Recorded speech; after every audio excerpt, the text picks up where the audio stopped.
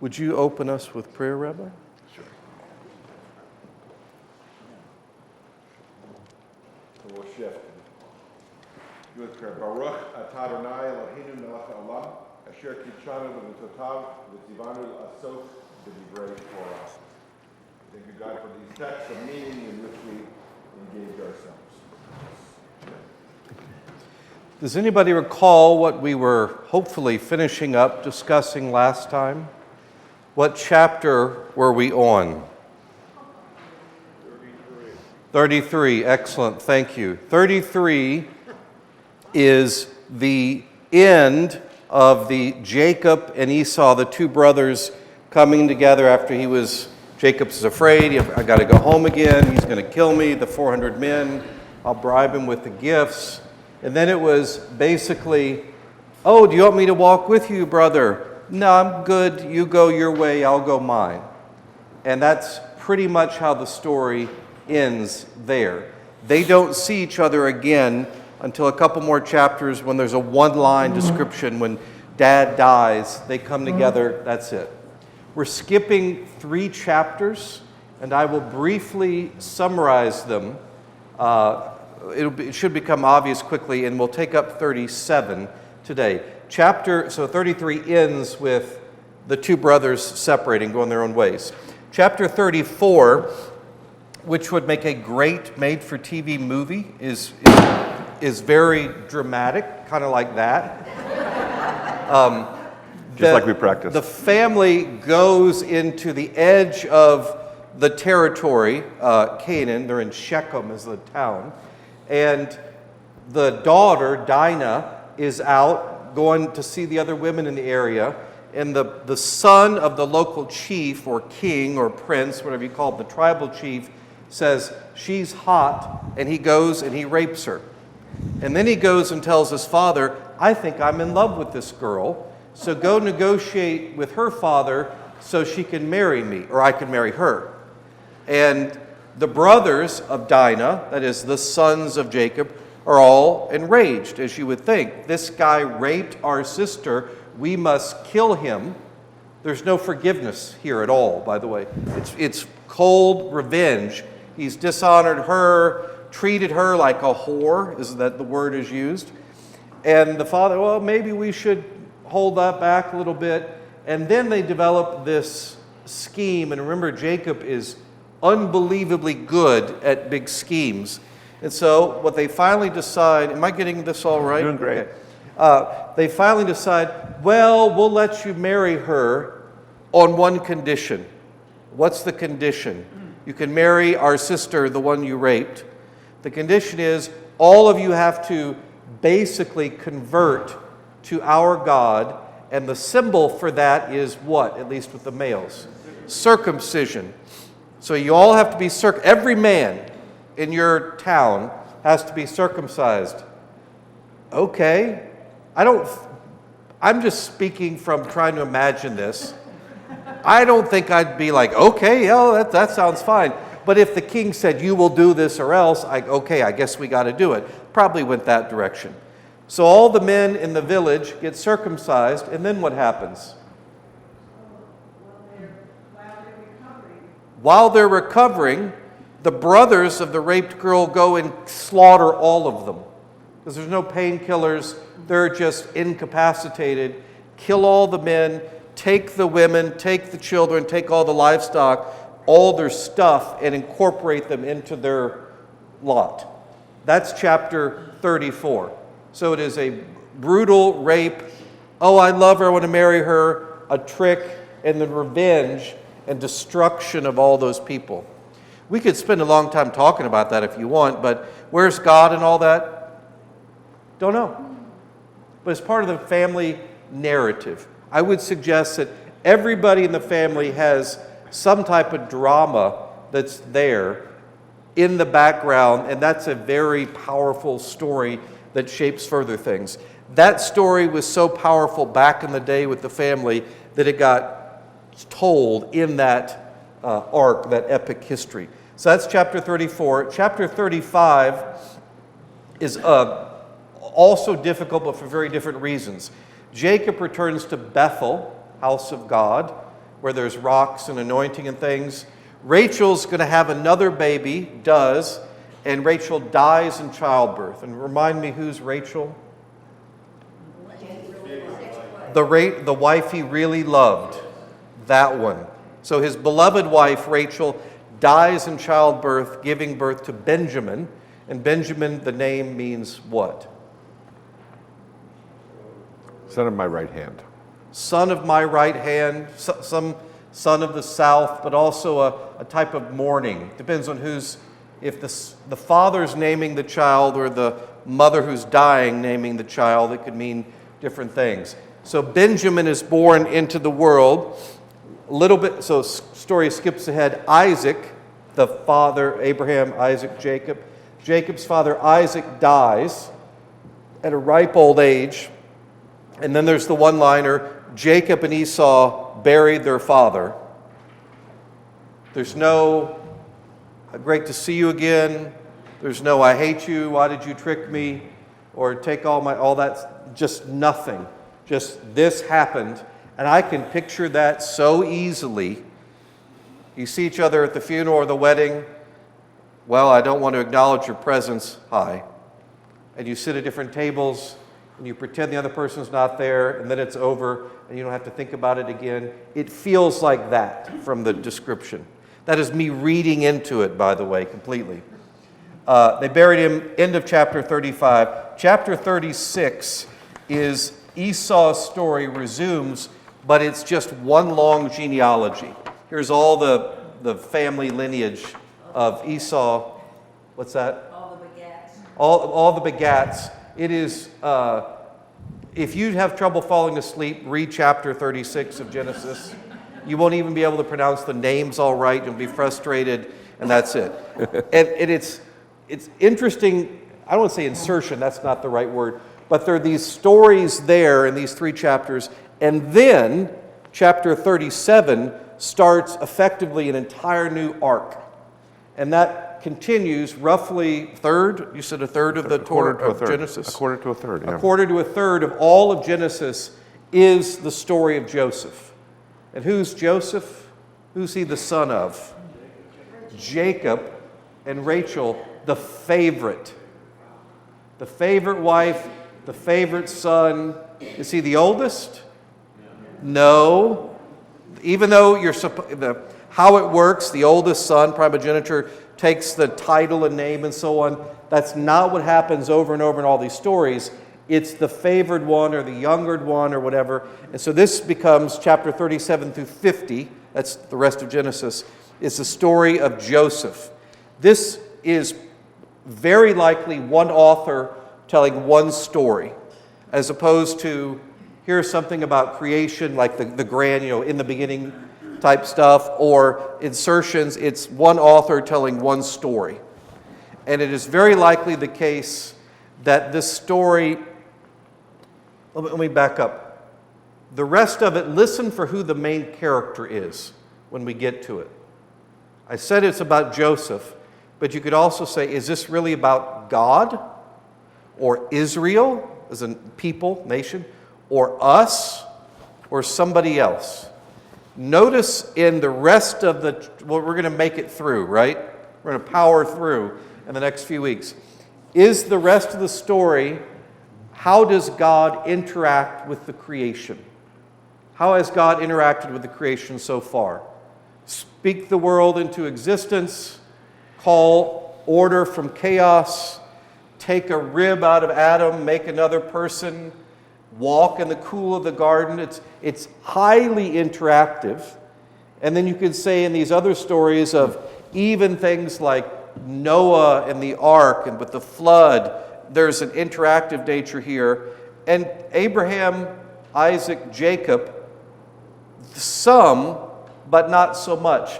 Go and sacrifice your son. And there's an interchange. Notice how God interacts with the creation in the rest of the book of Genesis. And you might say, that's weird.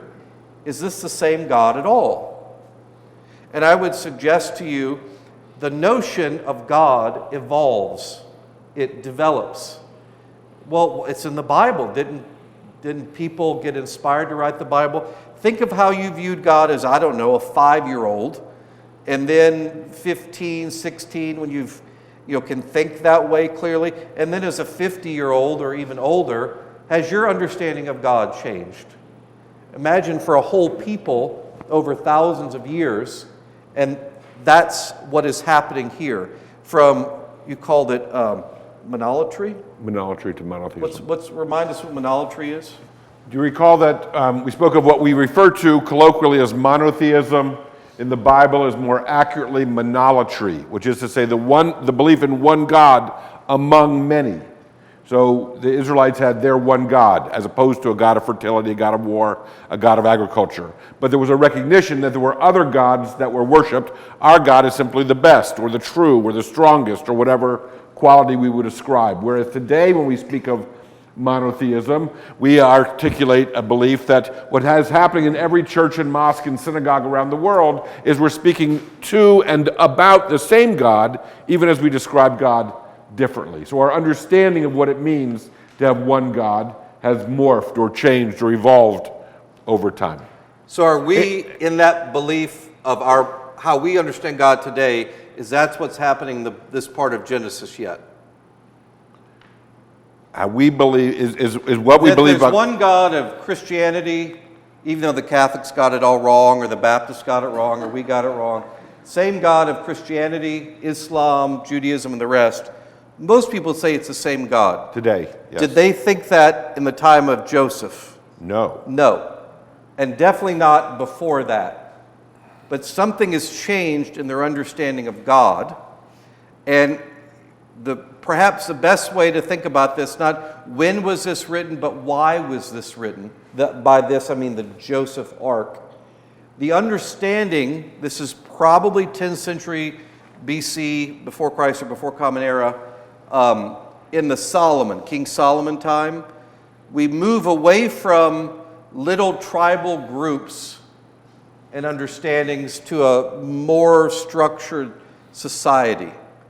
And it's kind of embarrassing to think of, we used to believe that stuff, because what happened to our initiative, and we have some, power in the world now. We have our own kingdom, we have our own things and know-how, and back when we were so backward before. So don't we want to distance ourselves from that a bit? Partly that's what's going on in this sustained narrative about who God is, how God interacts with the world, what is our role in it, and so on and so forth. Any questions, comments for all that? Akhenaten had one God, but it was the sun. That's with the Egyptians. Yes, they're going to go to Egypt. They end up. So where did the story start out? At least Abraham, Isaac, Jacob. Way back east somewhere, go to this other land, the promised land, Canaan. They get there, that's Isaac. Jacob is around there. He's been away for 20 years. He goes back. Joseph, what's the next book in the Bible? Let me ask it that way. Genesis, Exodus. Exodus means what? Leaving. You got to leave somewhere. They're not leaving the promised land, they're leaving Egypt. So they got to get to Egypt. And what does, at least biblically, what does Egypt symbolize?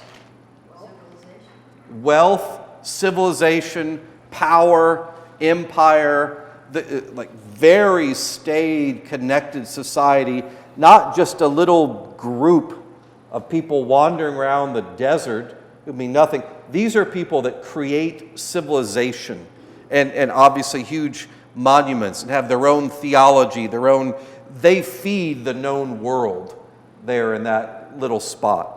But we should say that it's also understood, at least from within the Jewish world, that Egypt are the flesh pots, right? Egypt is also that which gets corrupted in much the same way as we might speak of small town values in America, but the big city, well, that's where you're going to find trouble, right? That's where you're going to lose your way, and in the Jewish part it says, get off the path, right? The right way of where you know your neighbors or where you are responsible to each other. But in the big city, the flesh pots of Egypt, things go wrong.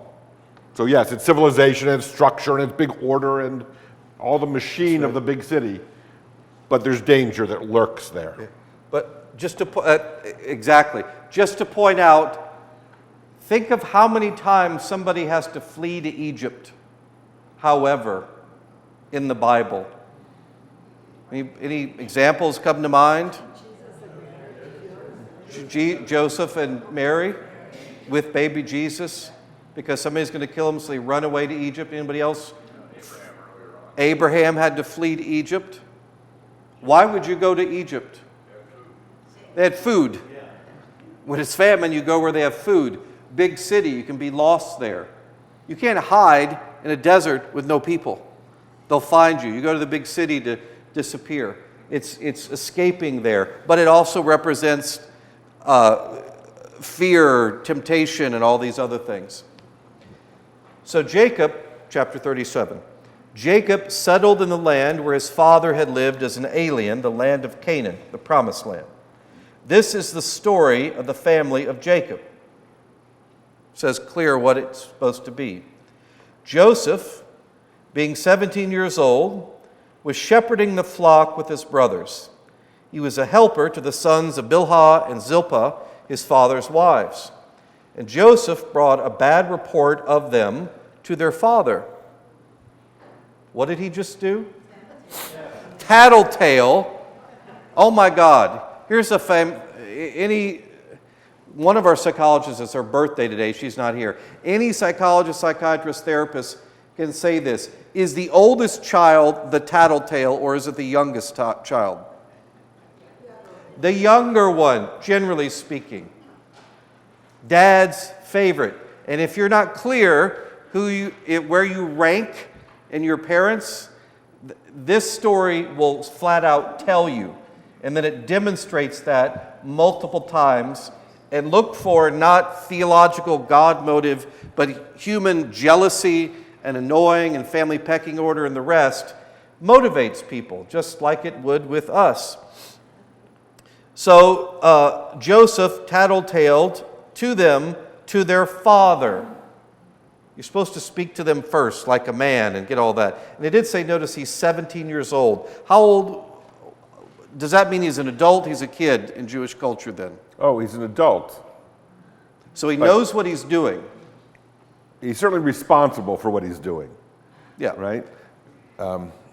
Fascinating. Now, so Joseph brings a bad report. Now Israel, who's Israel? Jacob. Now Jacob loved Joseph more than any of his other children. Oh dear. Because he was the son of his old age. So I'm an old man. I have this son, the last one. That's almost like the grandfather would dote over that. But because he was the son of his old age, and he made for Joseph a long robe with sleeves. You'll know that as, there's a great Dolly Parton song, The Coat of Many Colors, Joseph Coat of Many Colors. What does it say in Hebrew? Does it say a coat of many colors, a robe with long sleeves? So the phrase, which only appears here, and I think it's in 2 Samuel, is called katonet pasim. Katonet is a robe. Pasim is a strange word. Pas is the palm of your hand or the bottom of your foot, the soft part of the bottom of your foot, which suggests perhaps that this was a robe that reached to the end of your wrist or to one's ankles. It was full length, if you will. Some commentators have given to us to understand that because of that length, it was striped, right? I mean, that's sort of reading into it.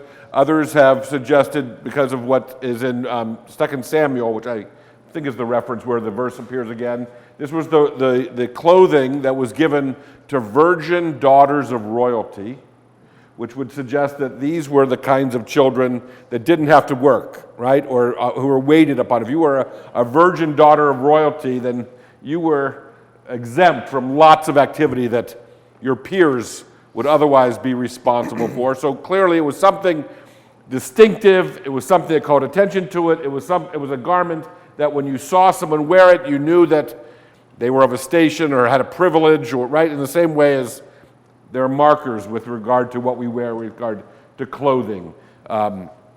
picture a nurse in a starched white uniform, or a police officer, or something else that would, a sash across your chest if you've won the award, or whatever it might be.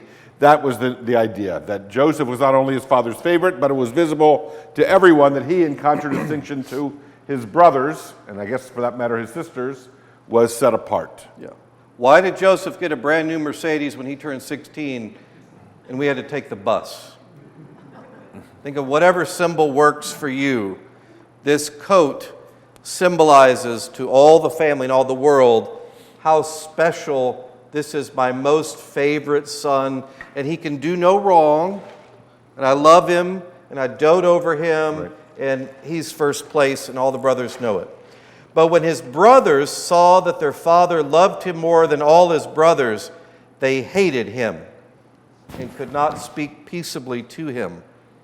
So imagine the supper time, or when you're out in the field, or you're whatever, the remarks, the looks the brothers would give him, and the looks back probably that he's giving them. I still am the favorite. You can do whatever you want, say what you want. All that weirdness is going on. And there are consequences to this. By the way, if you want to have good family relations, do not do what Joseph just is about to do. Once Joseph had a dream. And when he told it to his brothers, they hated him even more. Just to drive the point home, they already hated him, but they hated him even more when he did this.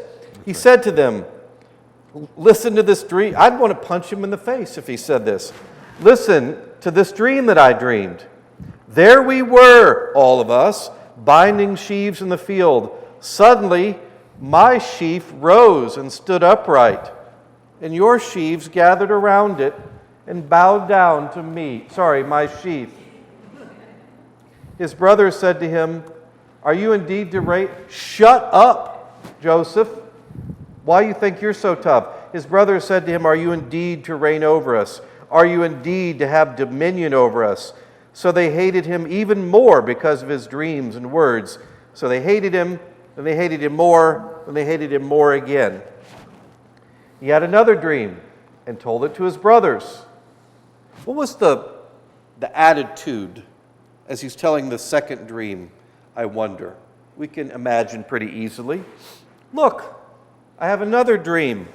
The sun, the moon, and 11 stars. Why 11? He has 11 brothers. The sun, the moon, and 11 stars were bowing down to me. When he told this to his father and to his brothers, his father rebuked him.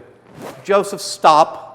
Quit agitating your brothers, some version of that, and said to him, what kind of dream is this that you've had? Shall we indeed come, I and your mother and your brothers, and bow down to the ground before you?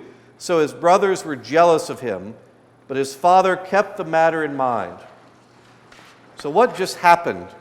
What did mom and dad think of Joseph? He was being a brat. He was being a brat. That sounds good to me.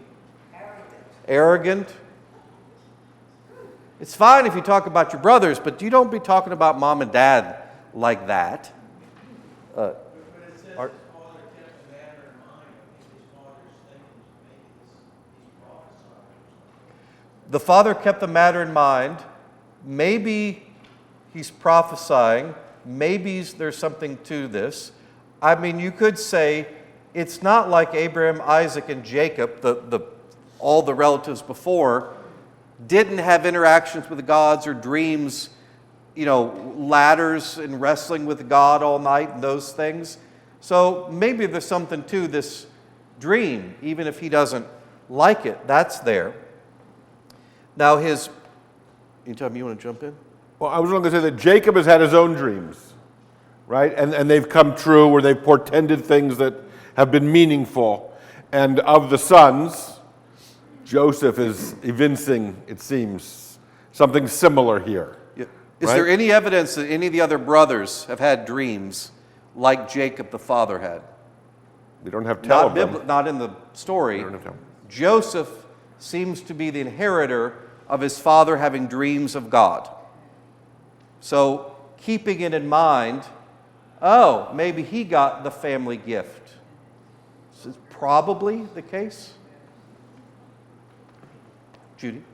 Many years ago, John Baez said that we are the directors and producers of our dreams.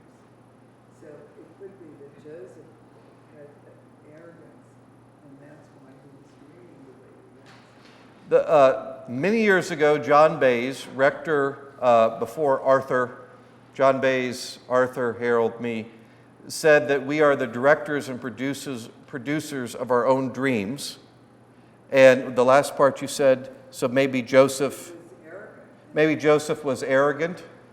I had this dream that I was the starting quarterback when we won the state championship. It's kind of a strange dream to have. And then it's weirder, it seems to me, to then tell everybody about the dream where you're the hero. Is it not? And what good do you think telling that dream is going to do? Now, maybe you had the dream, but wisdom would suggest, I don't think I need to tell everybody everything I'm thinking all the time. I really don't need to know that. And that doesn't sound like humility to me, to have this dream. Okay, he had the dream. Maybe it's a projection of his fantasy. But then to tell that dream to the people who, oh, I'm going to push your button, I'm going to twist the knife in. That's what it sounds like to me. I'm sure there are other interpretations. Diana? So I'm going to bring some 21st century thought into this, and maybe Joseph was neurodiverse. Interesting. So bringing 21st century thought, maybe Joseph was neurodiverse. And you just can't read the room. And as someone that I have very good at dreams myself, like I can remember almost every dream I've had since I was 3 years old. So, like, I'm not saying that Joseph is me or like he has his experience, but like I was saying, like he can't read the room. He has this vivid dream, and he just wants to share it. Very interesting. So maybe Joseph Very can't cool. read the room and just wants to share it, doesn't understand the consequences of sharing this information. A very interesting interpretation. Which means he's not arrogant. He's unaware. Just he's, unaware, yeah. He's ignorant in that regard. Yeah, maybe. Steve? So we know that Joseph and Jacob have had dreams, but we also read in Scripture that there are visions that people have. Is there a difference? Is Is there some distinction that we take from Joseph having dreams and others having visions? Just so everybody could hear that in recording too, in the scripture there are dreams like this in Jacob, and then some have visions. And is there a distinction between a dream and a vision? What did Daniel have in the lion's den? I guess it's a vision. I mean, I think of, am I wrong if I think of dreams? I associate with sleepfulness and visions when one's awake. Maybe that doesn't track.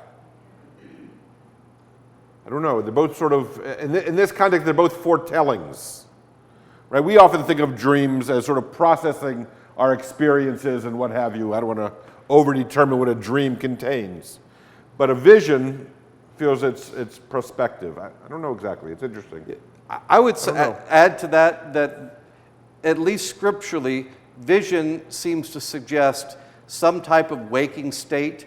Doesn't necessarily mean like we're all here right now. It could be some type of dreamlike state, but not when one is sleeping at night. That is a superficial one, but seems to be the case scripturally. But I wouldn't draw too hard of a line between the two. So there might be an equivalence. I think there is, depending on who you're talking to and which particular one, there's an equivalence. And something else very important, as Aaron just suggested, while not trying to suggest dreams only mean this, at that time, that was a very a valid way of understanding how God might communicate to you. We would tend to interpret that more as our mind working out things while we're sleeping that we can't do on our own, or just processing, or all of that, how it's sorting. They would probably have some version of that, but also very much at the forefront would be, this is how God speaks to people. This is when you're dreaming, because your mind is free. and God can come to you in that state. So it means put that higher in the hierarchy of what dreams mean in that biblical culture. It also suggests that there's a reality of which we're unaware. Yeah. Right? There's more going on than meets the eye. For all of us, all the time, is the idea. And that, by the way, you could say is the theme of the Joseph narrative in the book of Genesis. That God is always active, participating, guiding, probing, pointing, directing, even when we're not aware of it. And human intervention, action, doesn't really matter so much. It's what more heavy, Christians would say, heavier on the grace than the faith part. But in this new way of understanding God, I mentioned, how is God interacting, intruding in the creation or not? It's a whole different way than happened before. Tends to be God coming in dreams and way on the outside, working through people, but not in a visible, like waking way, if that makes sense. Not, bam, here's a miracle, here's a flood, here's a new person, whatever. Allison? You know, one thing that sort of seems, when people were talking about Jesus, or when he was baby, Mary pondered these and kept them in her heart. When somebody says something to Joseph, about Joseph, Jacob ponders and keeps it in his heart. And I think it's Nice. one way of saying, there's more to come, guys. Yeah. You know, this is, it seems to be a narrative. It's a very good thing. Pondering and keeping these things in your heart. Like Diana said, she can remember every dream since she was 3. That has an effect, that particular experience. But in the Bible, it means there's more to come. There's more to come. That's a good point. Now, Joseph's brothers went to pasture their father's flock near Shechem. By the way, that's where the rape of Dinah happened. And Israel said to Joseph, "Are not your brothers," Jacob said to Joseph, "are not your brothers pasturing the flock at Shechem? Come, I will send you to them." He answered, "Here I am."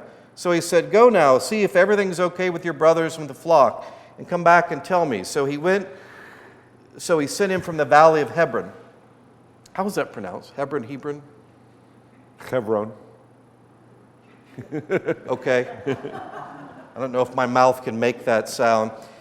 Joseph came to Shechem, and a man found him wandering in the fields. The man asked him, "What are you seeking?" "I'm seeking my brothers," he said. "Tell me, please, where they are, pasturing the flock." The man said, "They've gone away, for I heard them say, 'Let us go to Dothan.'" So Joseph went up all the way to Alabama. Any of you been there? Okay. Joseph went up after his brothers and found them at Dothan. They saw him from a distance, and before he came near to them, they conspired to kill him. Whoa! They went from angry to more angry, or angrier to even angrier. And then they're out, presumably working with the sheep, and presumably walking and talking.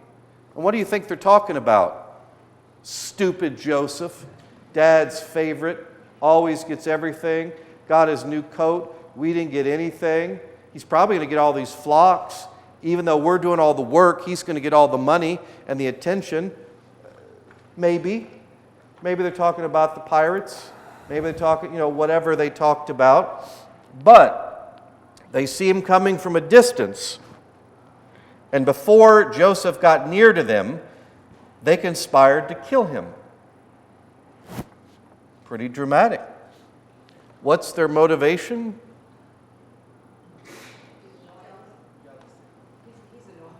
He's annoying. It's funny because I'm sitting here thinking, the risk for ADHD and autism spectrum disorders increased dramatically with advanced maternal age. So I'm pretty much now sold that he's... That's fascinating. Did you all hear that? Will you say that? I think I can do it, but I want to make sure it's right. So I'm sitting here laughing because as a psychiatrist, I'm thinking, risk for ADHD and autism spectrum disorder increased dramatically with advanced paternal age, like over 45. So I'm thinking of this sort of, odd kind of kid with no filter. And his brothers want to kill him for it. Yeah. For those who couldn't hear it, the comment is that risk for ADHD and neurodivergence, autism spectrum, the rest, evidently increases with advanced paternal age. And Joseph is the son of Jacob's old age. So it's piggybacking on the idea that Joseph processes the world around him, his social interactions, and how he experiences the world in a very different way than did his brothers, perhaps. We also have tell in the second verse, I think, in the top of this first page, where Jacob has an experience of Joseph returning with bad reports about his brothers. So whether or not his brothers are preoccupied with their younger brother Joseph and the favoritism that he receives from their father, as they see him from a distance approaching them, some days' distance, one imagines that they must imagine that he's here in order to bring back bad reports again. Yeah, he's going to tattletale. Right? Whatever that includes. He's also, I assume, coming from home while the brothers are way the heck out there pasturing the sheep. And what does Jacob say? Why don't you go check on your brothers? I think they're up to no good. Right. They see Joseph coming, they know why he's coming. Fair enough. And he's been at home hanging out while they've been out working. So the motivation to conspire to kill him is he's annoying, or he gets the attention, or jealousy would be the larger category. Or we're not going to get any inheritance at all. Who knows? And there's a parable like that too, where they kill the owner's emissary. Exactly. Exactly. I think there's also opportunity here because they're so far away from the family. Great point. There's opportunity because they're removed from dad and mom and civilization. They're way out in the fields. So if something happens, it's an accident. It was a wild animal. He fell. It was robbers, which is what happens. Any other comments before we go on? I want to just add one character that we might otherwise innocuously overlook, but for the rabbinic tradition and for the Midrash is important or significant, is this man, this otherwise unnamed individual, upon whom Joseph chances that sets him in the right direction to find his brothers. And it's used either to invite us to consider those persons whom we've encountered over our lives who gave us some information, or as a result of that encounter, we went in a different direction than we might otherwise have, or gave us an insight. And if not for that person, well, who knows how it might have turned out? Or to not underestimate or fail to appreciate the role we play in other people's lives, perhaps even unknowingly to us, where we're that otherwise unnamed individual who either by design did something particularly kind. I don't know, you see a child wandering separated from their parent and you help in that regard. No one ever learns your name, but you did something really significant. Or we may never know the way in which for that kindness or that smile or that piece of advice or encouragement, someone's life may have turned around. And so there are stories like that. So I want us to appreciate the way in which an otherwise unnamed character, in contrast with Jacob, Joseph, and the brothers that are named that will take on significant roles, also invites us to appreciate what's happening in the story. And insofar as this story really does not present God as a protagonist in the story, whereas in the past Abraham or Isaac have a conversation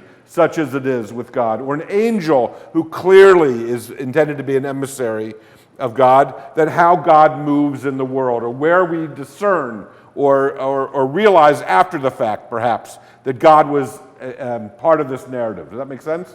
We're sort of moving into another generation of theology within this sweep of story, Abraham, Isaac, Jacob, and Joseph, if only because of the way God does or does not appear, or how we have to do a little bit more work to discern where God's fingerprints or footprints or hand is involved.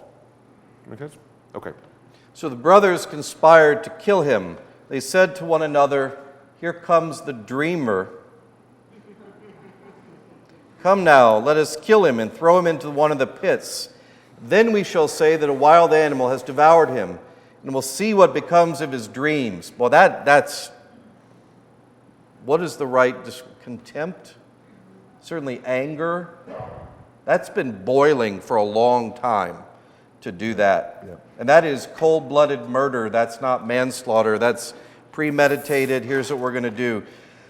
But when Reuben heard it, one of the brothers, he delivered him out of their hands, saying, "Let us not take his life." Reuben said to them, "Shed no blood. Throw him down in the pit here in the wilderness, but lay no hand on him, that he might rescue him out of their hand and restore him to his father." So his plan, throw him in the pit, and then I'll come back and save him later.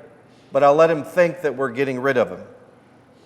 So when Joseph came to his brothers, they stripped him of his robe, the long robe with sleeves that he wore, the symbol of the father's love, and they took him and threw him into the pit.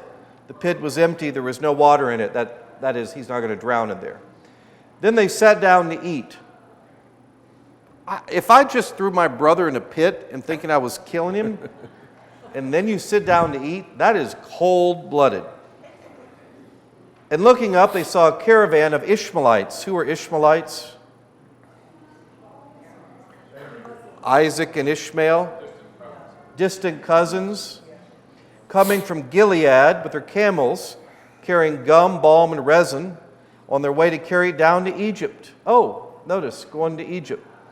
Then Judah said to his brothers, "What profit is there if we kill our brother and conceal his blood? Let's at least get something out of this. Come, let us sell him to the Ishmaelites and not lay our hands on him, for he's our brother, our own flesh." Yeah, we shouldn't kill him, but we'll sell him into slavery. He is our own brother, after all. Oh yeah, good idea. His brothers agreed.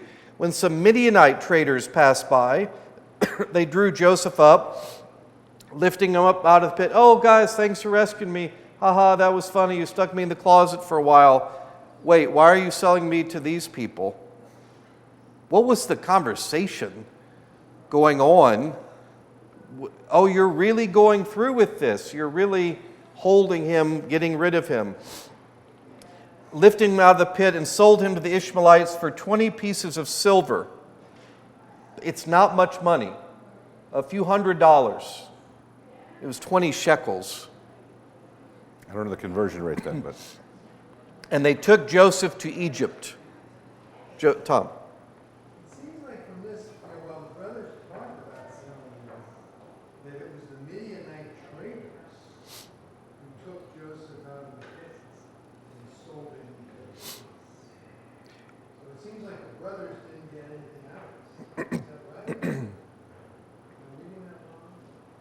It was the Midianite traders who got the 20. That's an excellent question. From my reading of it and other commentators, that it was, you had multiple people, parties involved with selling this guy into slavery. Probably some are making a cut, as awful as that sounds. But who knows how much it was. When Reuben returned to the pit to rescue the brother and saw that Joseph was not in it, he tore his clothes, a symbol of mourning, anger, or being upset. He returned to his brothers and said, "The boy is gone, and where can I turn?" They took Joseph's robe, slaughtered a goat, dipped the robe in the goat's blood. They had the long robe with sleeves taken to their father, and they said, "Look, Dad, here's this coat we found, just some random coat lying out in the field, and it's got blood all over it. And is this your son's robe?" These are the brothers. "Is this your son's robe or not?" He recognized it and said, "It is my son's robe. A wild animal has devoured him. Joseph is without doubt torn to pieces." Then Jacob tore his garments, put on sackcloth on his loins, mourned for his son for many days. All his sons and daughters sought to comfort him. What type of comfort would the brothers who sold him into slavery, who pretended he was killed by wild animals, give to Dad? Lots of lying. "Hey, it's awful. You want some soup or sandwich or anything? We're going to go out. All right, we'll see you later." Like, you can't spend a lot of time comforting him because he's going to figure out you're lying at some point, so you got to vacate. But he refused to be comforted and said, "No, I shall go down to Sheol to my son, mourning." Thus his father bewailed him. Meanwhile, the Midianites had sold him in Egypt to Potiphar, one of Pharaoh's officials. the captain of the guard. So that is how the people get to Egypt, at least at this point. So Joseph gets sold and ends up in Egypt, one of the Pharaoh's officials, the captain of the guard. So a relatively high-ranking person. So at least he's been sold not to, like, I don't know, gladiator-type stuff or digging ditches. He's going into a relatively good spot. However, he's still a slave, and he's still in Egypt away from his home, and he's still betrayed by his brothers, and his father still thinks he's dead, and everybody else thinks he's dead, and there the chapter ends. What else, thoughts, comments about it? Russ? There's a really beautiful holistic twist in here. If you take a minute and look at the big picture as God intends it. This is about the creation, the flourishing of a covenant people. Mm-hmm. You need all 12 tribes for that. And now they're on the scene. And yet the one who is now destined to be the savior of all of them, eventually, the brothers are trying to kill him. Well, if that happens, like the story is going to come to a bad end. So Reuben, who's the oldest of the brothers, manages to intervene and save his life. Think back to Abraham saving Isaac's life. I don't know if the rabbis saw it that way, but it's the whole story is full of little interesting parallelisms like this. By the way, I owe some of this insight to Marilyn Robinson, who has a brand new book about Genesis. Reading it as a novelist, turns out that Joseph manages to do all this because he has this gift of interpreting his dreams and other people's dreams. We'll see more of that later. Yeah, the interpreting the dream or having the dream is a crucial part of the story later. Right. But things happen. You don't see God's hand directly, but That's part of the theme of 37 through 50 of Genesis. God's there, it's just subtle, indirect, through people usually, and through dreams specifically. Steve, you had a point. Yeah, aren't the brothers kind of getting a bad rap here, though? Because Reuben, the oldest, says, let's not kill him, let's just scare the crap out of him. And then when Reuben goes back to the pit, he says, holy, he's gone. The brothers never tried to kill him. They were just trying to rough him up a bit. And now Joseph is gone. Now what? And I think to say that the brothers wanted to kill Joseph is different from saying the brothers tried to kill Joseph, because they didn't. That's a fair point. So we have two defense attorneys, right? Tom and Steve on behalf of the brothers, right? That the brothers not only never intended to kill him, they only intended to scare him, yes? And Tom suggested that the brothers never actually sold him. It was the Ishmaelites who sold him to the Midianites. Yeah. What is your vocation or job? Prosecutor. Bring it. And as a homicide prosecutor, they took a substantial step.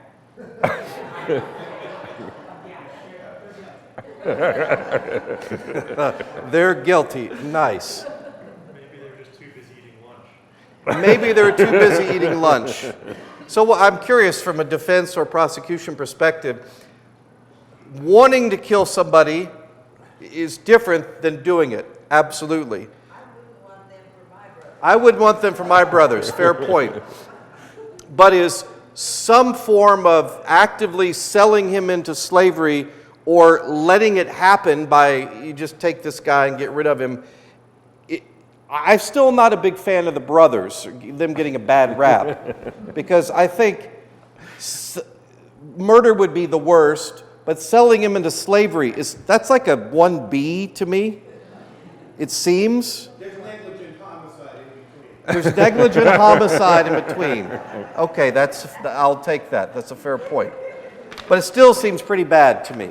If I can, just Yeah. the very beginning, the first verse here says, this is the story of the family of Jacob, right? Whatever it is, whoever's actually responsible or held culpable, what have you, this becomes the defining experience for this family. right? Whether it's the favoritism, or whether it's the rivalry, or whether it's the lie, or right? What's going on in this dynamic colors everything from here on. And obviously got cooking a few years before when Joseph was old enough to tattle, or when it became clear that the favoritism began to show itself, right? But this becomes the defining characteristic of Jacob's story. Right? Next week, Aaron, what are we doing? We're going to pick up the story with Joseph in Egypt, in Potiphar's house, right? With, remember, Potiphar's wife, and then is being thrown into a prison and continuing to work in the realm of dreams and interpretation. Yes. Okay. So who is telling this story, and does that recording person have a point of view? That's a great question for us to think. Who's actually the narrator? Who's the omniscient narrator telling this story? And does this narrator not have a point of view? So who indeed is the omniscient narrator, right? That's a fair enough question. I don't have a ready answer for you. The tradition is that this is dictated by God to Moses on Mount Sinai, and so the all-knowing God is the one who's providing at least this testimony, right? If we were actually going to set up a court case where we're going to try the brothers for whatever crime we're going to assign to them, right? We might want to know what isn't being said here, or this is the evidence that we have at hand, but we need to go get more evidence, or more, right? We don't know. And as for the point of view, it's told in a way, isn't it, where if we don't over-determine it or overread it or believe that there is a heavy hand guiding how we're to read it, the point of views are many, right, or varied. If you go back and read this page and you read it as one of Jacob's grandchildren, and you want to know why is it that the dynamic in our house, in Reuben's house, or later in Joseph's house, we're going to learn something about his children in Egypt, or what the kinds of questions are that a grandchild might ask of a grandparent, or might want to know about our own parents' childhoods.